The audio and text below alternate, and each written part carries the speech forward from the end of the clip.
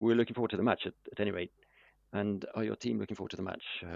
They seem to be very calm. Do you think they're ready to explode tomorrow? No, that's not the right term. They are calm. They're remaining very serene, and that's true since the beginning of this tournament. Of course, you have to focus on each match as it comes, and we're now in the quarterfinals, so there's no point being too stressed about it, putting yourself under pressure. You need to enjoy it. Of course, our objective is to get through to the semi-finals. Good morning, Antoine Montminier for AFP. Jules Koundé and Oylan Chouameni have already had a yellow card in this tournament, so how to manage that as a coach? Do you need to talk with them a little bit more, or do you not talk about it, try and not put them under pressure? What do you say to them before a match like this? They know. So the most important thing is to just say, be careful. But you're not expecting them to play at half pace with the handbrake on. We're at an important stage in the tournament now, so they're going to have to dig deep and give everything to help win the match. So we're not expecting to play with the handbrake on. I think that would be the worst thing to do. But it's not always easy to manage that as a player. Good morning, Didier. To your left, at the back, Radio France. A question in French, and I'll answer you in French as well. We've talked a lot about the speed of French players and English players. Does pace represent one of the keys to this match, not just on the wings, but also in the transitional phases? Is that going to be one of the keys to the match? It's often one of the keys to a match, because when you're quick, then your opponent has less time to get organized. You need more than just pace to score goals.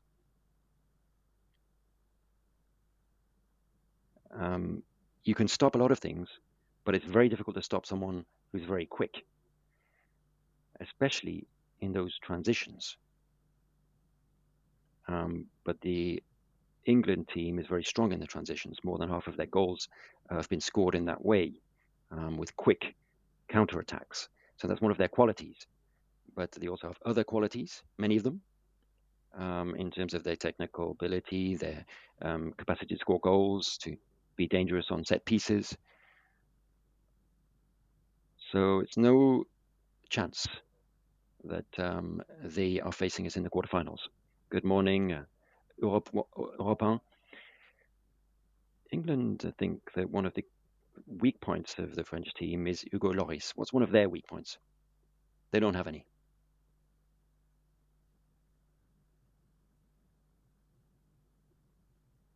So you talk about the British media, but you also ask some tough questions sometimes of the team. But all teams have strengths. Not all of them have too many weaknesses, but some slightly less strong points, if you like. But they've had the opportunity to see us play in 4 matches as well, even though the third match wasn't very useful, perhaps, for them. But different players have different abilities, and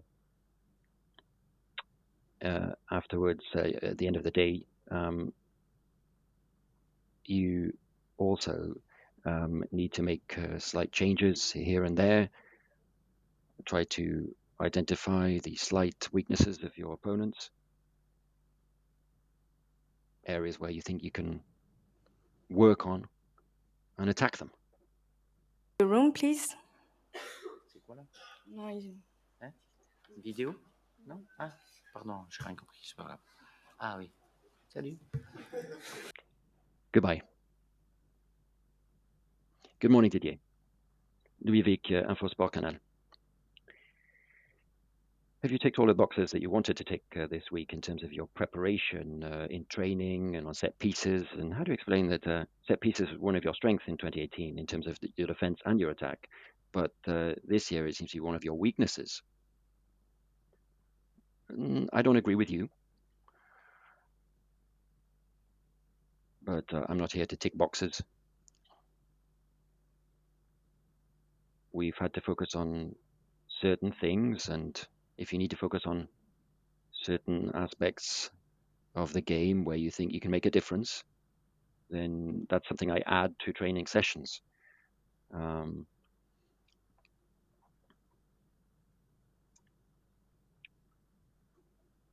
We were perhaps stronger on set pieces in other years, but we can still show that we are dangerous on set pieces. And I think we're stronger in certain areas. And it remains one of the strengths of the England team because they've scored quite a few goals on set pieces. Good morning, Didier. Le Parisien, right in the middle. Are you overly dependent on Mbappe? And if so, what if he doesn't play very well? How will you go about the match?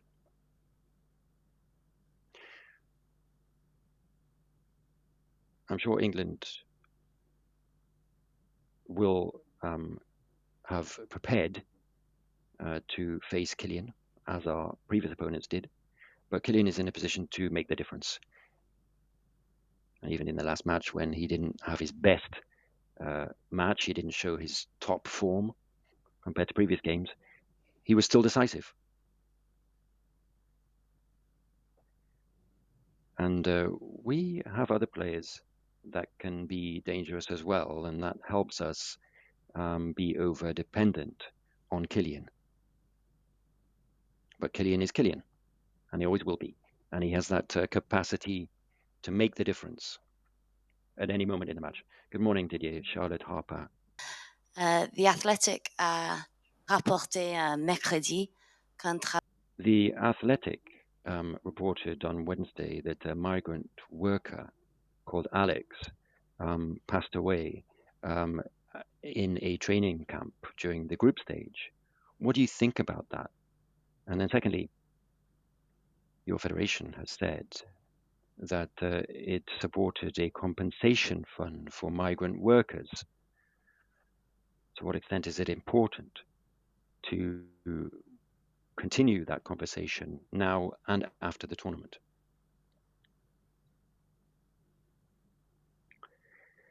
Well, it's always a sensitive topic, and it's not something that I want to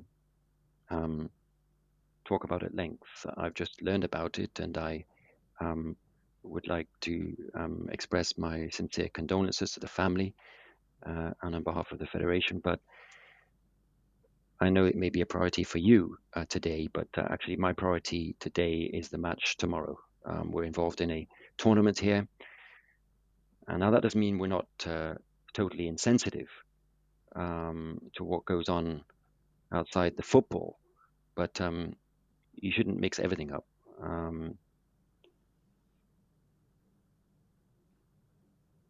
The French players, as you know, took certain decisions, and I know that you asked the question to one of my players. I'm not sure it was you actually, but or maybe one of your colleagues. But that's you're right. But what else would you like me to say? You've asked the question, but you basically knew what I was going to reply.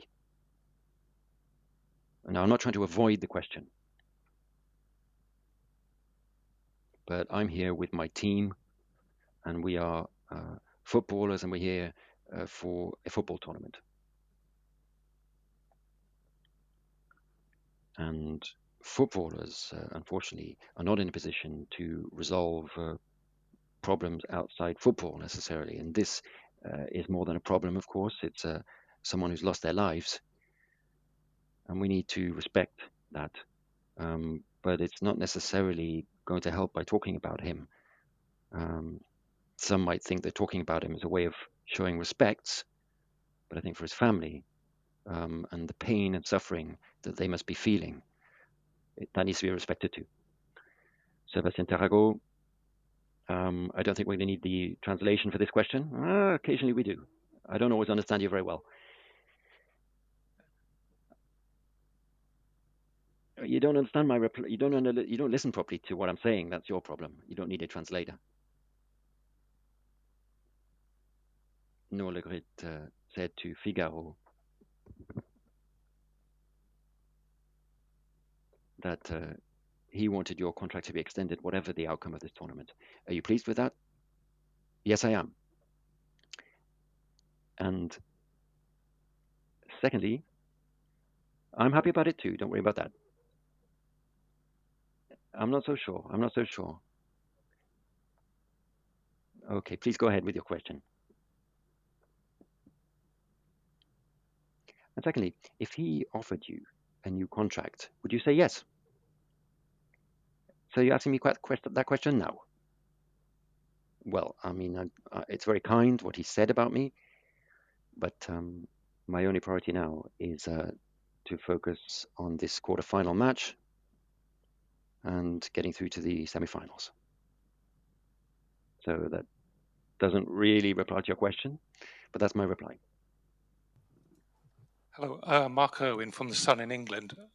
Can I just ask you about Gareth Southgate and the job you think he's done for England, bearing in mind he wasn't known as a great player like yourself, the job that you think he's doing for England?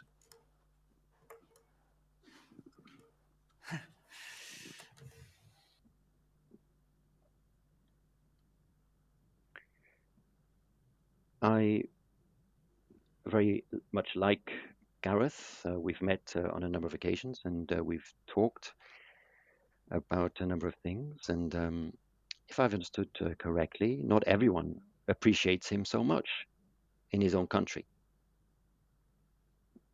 That isn't because he wasn't a good footballer himself. He had a long and distinguished career. And he's also a very good coach. And he's enabled England to get some very good results over the years. And I very much like him. I very much like him. Radin Bozin, Al Jazeera. Good morning, coach. This is a match between England and France, and generally speaking, these matches are very special. We don't actually meet very often. But this is a knockout game. So how is that different in terms of your approach to a match if it's a knockout match? Well, it's the same for England, and it's the same for all of the teams who were lucky enough to get through to this stage in the tournament. It's a winner-takes-all match. One of us is going to be happy, one of us is going to be going home. And the further you go in the tournament, the more you meet top sides, and so games become more and more demanding.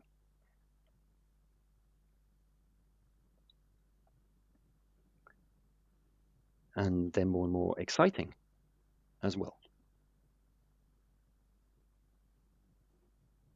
Many of my players, I'm sure, dreamed about this moment. They wanted to get this far in the tournament, but they want to go further. And I'm not trying to put too much pressure on them. It's a wonderful opportunity to be able to play in a World Cup quarterfinal. But you need to go out there and show what you're capable of. You need to play and dig deep to try and get through to the next round. Thank you, Didier. Training session will be tonight at 6 p.m. at the training camp, open 15 minutes to the media. Thank you. À ce soir.